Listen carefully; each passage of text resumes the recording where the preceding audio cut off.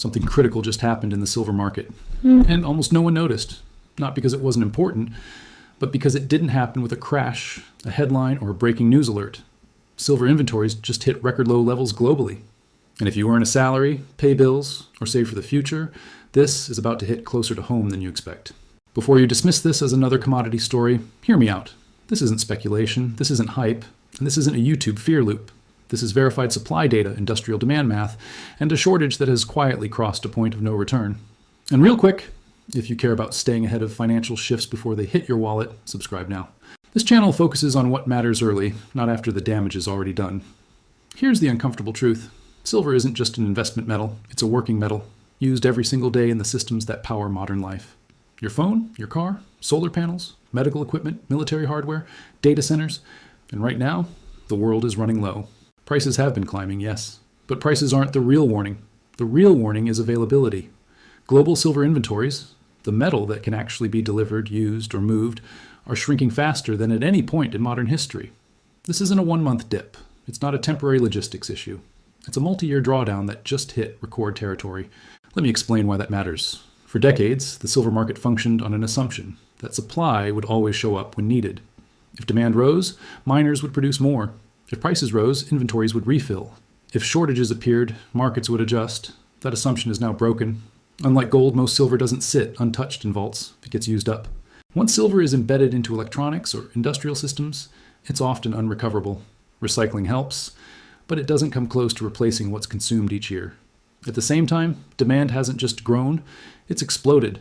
Green energy alone changed the equation. Solar panels require silver paste. Electric vehicles use silver in power management systems.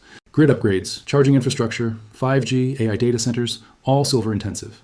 And none of these sectors are slowing down. So here's the setup most people miss. Silver demand keeps rising, silver supply can't respond fast enough, and inventories, the buffer, are now nearly drained. That's what makes this a warning, not a trade. Because shortages don't show up politely. They build quietly, then surface suddenly. Think about how this hits real life. When silver gets scarce, manufacturers pay more. When manufacturers pay more, costs get passed on. Electronics get pricier. Energy projects cost more. Governments subsidize the difference with debt. That debt eventually shows up as inflation, taxes, or reduced purchasing power. This isn't abstract economics. It's the price tag on everyday life. Now, here's where things get even more serious. The silver market isn't just facing a supply problem, it's facing a structure problem. For every ounce of physical silver available, there are multiple paper claims tied to it. Futures contracts, ETFs, derivatives. As long as most participants don't ask for delivery, the system works. But when confidence shifts, when people want the metal, not the promise, the math falls apart fast. And that shift has already started. Industrial buyers aren't trusting just-in-time supply anymore. Governments are rethinking strategic materials. Long-term holders are pulling silver out of circulation and locking it away. Not loudly, not publicly, quietly. That's why this feels invisible. Markets don't break when everyone panics. They break when enough smart money stops believing the story. And the story of abundant silver is collapsing. Now, let's address the obvious question. Why isn't this all over mainstream media? Because shortages don't trend until they hurt. Because complex supply issues don't fit into sound bites. And because by the time the story becomes obvious, the opportunity to prepare is gone. By the time headlines say crisis, the metal is already spoken for. This is the early phase, the part most people sleep through. And history is brutal to late wake-ups. Silver shortages don't resolve with calm pullbacks. They resolve with price shocks, rationing, or rule changes. Either demand gets destroyed by higher prices, or access gets restricted to protect what little supply remains. Neither outcome favors the unprepared. So when you hear record silver shortage, don't think investment hype. Think system stress, think bottlenecks, think inflation that doesn't respond to interest rates. Think supply chains that don't bend when policymakers want them to. And in the next section, I'm going to show you who is driving this shortage, why it accelerated so fast, and why this time is fundamentally different from past silver squeezes. Because once you understand who is pulling silver out of the system, you'll understand why this warning matters now, not later. So who's actually responsible for pushing the global silver shortage to record levels? It's not small investors buying a few coins, it's not YouTube hype, and it's not a sudden burst of speculation. The real pressure is coming from industrial demand, strategic stockpiling, and a structural failure in how silver supply works. Let's start with the biggest driver, industry. Silver is one of those rare materials that sits at the intersection of technology, energy, and defense. It's the most electrically conductive metal on Earth. That makes it indispensable in everything from circuit boards to solar cells to advanced weapon systems. And unlike luxury goods, industrial demand doesn't slow just because prices rise. If you're a manufacturer building solar panels, EV components, or critical electronics, you can't just pause production because silver got expensive. You either secure the metal, or you shut down lines, miss contracts, and lose billions. That's why industrial buyers have changed behavior. For decades, they relied on futures markets and long-term contracts, assuming supply would always be there. But after repeated global supply shocks, from pandemics to geopolitical disruptions, that assumption broke. Now they're doing something very different. They're demanding physical silver up front. They don't want exposure. They don't want paper hedges. They want metal in hand. That single shift explains a huge part of the inventory collapse. When industrial users pull silver out of vaults for real-world use, that silver doesn't come back. It's consumed, embedded, scattered, or lost to recycling inefficiencies. And this is happening at the same time demand is accelerating. Solar energy alone has rewritten the silver equation. Each solar panel uses small amounts of silver, but scale matters. Multiply that by global climate targets, government subsidies, and massive utility scale projects, and silver demand stacks up fast. Electric vehicles add another layer. Power management systems, battery connections, onboard electronics, all rely on silver. Then there's data. AI, cloud computing, and global digitization require massive data centers filled with silver-dependent components. Now, these aren't optional upgrades. They're core infrastructure for modern economies. Now add defense and national security. As global tensions rise, governments are rethinking supply dependencies. Strategic materials are being reassessed, not for price efficiency, but for availability during crises. Silver quietly ranks high on that list.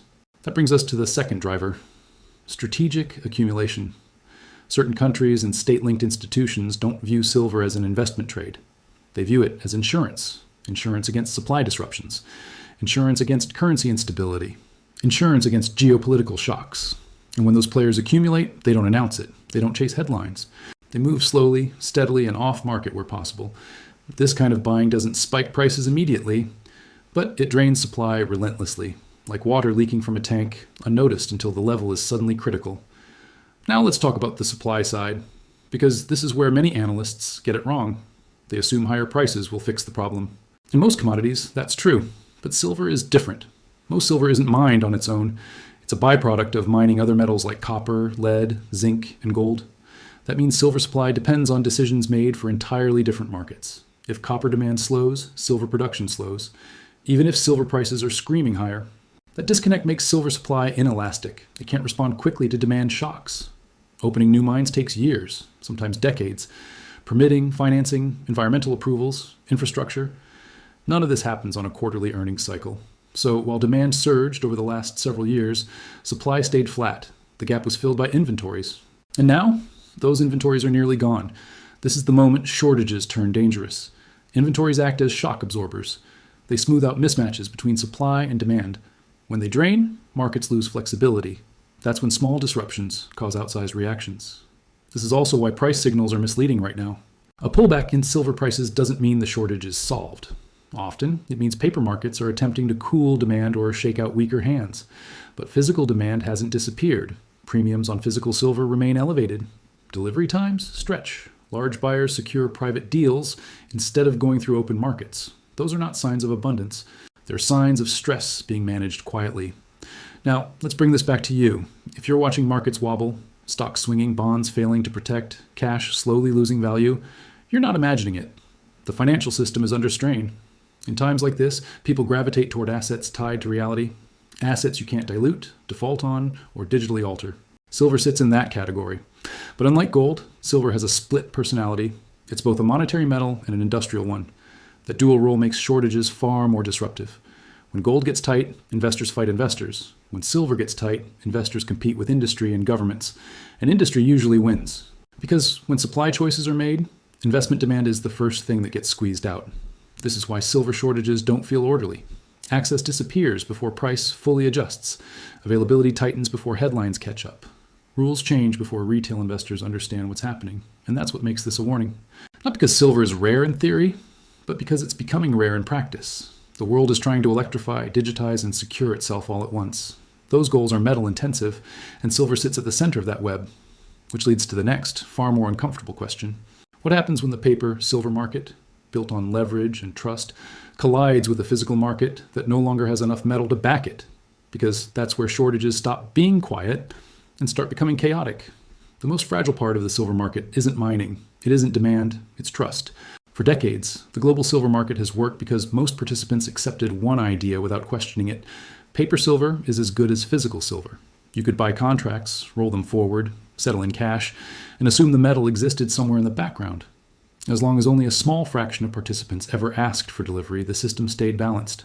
That balance is now under strain, because shortages don't just reduce supply, they change behavior. When availability tightens, people stop assuming and start verifying. They ask harder questions. They demand guarantees. They want to know if the silver is actually there.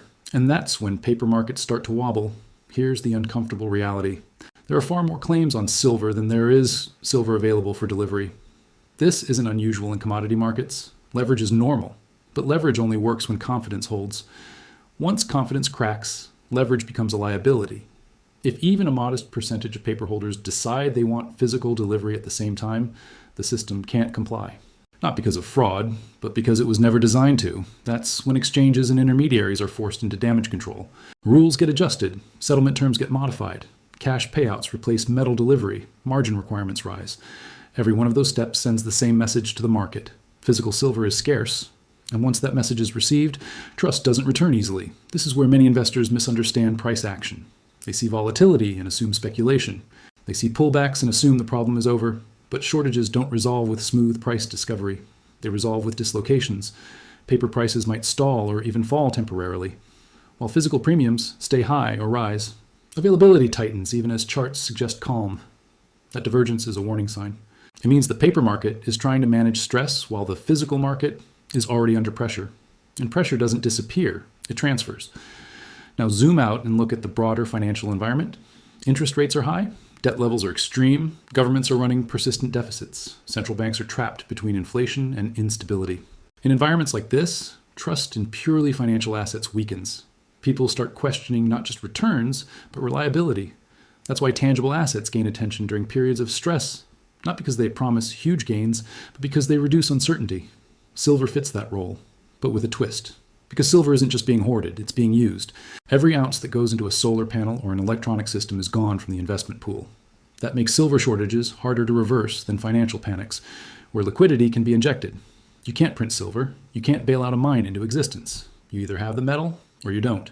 This is why silver shortages often reveal themselves before major economic disruptions, not after.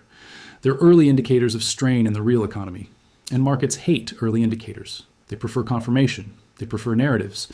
They prefer official acknowledgement. By the time those arrive, positioning is already crowded and options are limited. Now think about how this plays out psychologically. Institutions move first, quietly. Corporations follow, out of necessity. Governments react strategically. Retail investors arrive last, emotionally. That order matters, because when retail demand finally surges, it doesn't ease shortages. It exposes them. That's when shelves go empty. That's when premiums explode. That's when people realize availability mattered more than price, and that's usually when frustration sets in. Why didn't anyone warn us? The warning is happening now, just not loudly. Silver inventories at record lows aren't a headline designed to scare. They're a signal that the system's buffer is gone. Without buffers, markets don't bend, they snap. And when paper promises collide with physical limits, the outcome isn't gradual repricing, it's a loss of confidence. Once confidence erodes, even a small shock can trigger outsized reactions. A geopolitical event, a currency wobble, an inflation surprise, a supply disruption. Any one of these could force the silver market to reprice not on optimism, but on availability. That's the difference between a normal market move and a structural shift. We're no longer talking about whether silver goes up or down next week. We're talking about whether the current market structure can survive sustained physical stress. And history suggests that when trust and leverage collide with scarcity, something has to give. In the final section, we're going to bring this together. How silver shortages typically end, who benefits, who gets squeezed out, and what this warning really means for your money going forward, not as a trade, but as a risk decision. Because the biggest mistake people make with shortages isn't buying too early, it's assuming the system will protect them by default. Every shortage eventually reaches a breaking point, not because supply suddenly improves, but because the system is forced to change. That's how silver shortages have always ended. And this one won't be different. The market has two basic ways out. Either prices rise high enough to destroy demand, or the rules change to protect what little supply remains. Neither outcome feels smooth, neither outcome feels fair, and neither gives latecomers much time to react. If prices are allowed to do the work, silver doesn't creep higher. It jumps. Industrial users scramble to secure contracts. Marginal projects get canceled. Costs get passed down the chain. Inflation shows up in places people don't expect, like electronics, like energy infrastructure, like transportation systems. If rules are changed instead, access becomes the problem. Delivery gets restricted. Cash settlement replaces physical settlement. Premiums detach completely from spot prices. Retail buyers discover that available doesn't mean obtainable. In both cases, the message is the same. The shortage is real, and it's no longer manageable quietly. This is where most people make the critical mistake. They wait for clarity. They wait for certainty. They wait for the market to prove the shortage beyond doubt. They wait for confirmation from headlines, from analysts, from official statements. But shortages don't reward confirmation. They punish it. By the time everyone agrees there's a problem, the system is already adjusted. Just not in your favor. Think about how this feels on a personal level. You notice prices rising, but availability shrinking. You tell yourself it's temporary. You expect supply to catch up. Then one day, you try to act and discover the choice isn't between buying cheap or expensive anymore. It's between buying at all or not. That's how access disappears. Silver shortages don't announce themselves with sirens. They show up as delays, premiums, rationing, rule changes, one by one, until suddenly the old assumptions no longer apply. This is why silver is such an important signal, not because it's perfect, not because it's guaranteed to go up forever, but because it sits at the intersection of finance and reality. Silver touches the real economy in ways paper assets don't. When silver is abundant, systems feel flexible. When silver is scarce, systems feel tight. And right now, systems everywhere feel tight. Governments are stretched by debt. Consumers are squeezed by rising costs. Industries are racing to secure inputs. Currencies are under quiet pressure. Silver didn't cause these stresses, but it's reflecting them.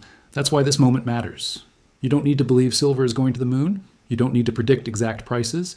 You just need to understand risk asymmetry. When inventories are full, downside risk dominates. When inventories are empty, upside risk dominates, and downside becomes limited by physical reality. That's not hype. That's how shortages work. And here's the part almost everyone misses. This isn't just about silver. It's about a world shifting from abundance to constraint.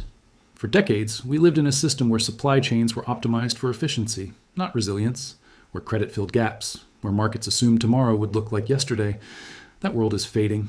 We're moving into a system where physical inputs matter again, where redundancy replaces efficiency, and where access beats price. Silver just happens to be one of the first places this shift becomes visible, which is why calling this a last warning isn't dramatic, it's descriptive. Warnings don't mean panic, they mean attention, they mean reassessing assumptions. They mean understanding where fragility exists, and not standing directly on it. If you do nothing else after watching this, remember this one idea. Markets don't fail because people are wrong. They fail because people are late. Silver inventories at record lows aren't a prediction, they're a condition. What happens next depends on how the system responds, and how prepared individuals are when that response shows up.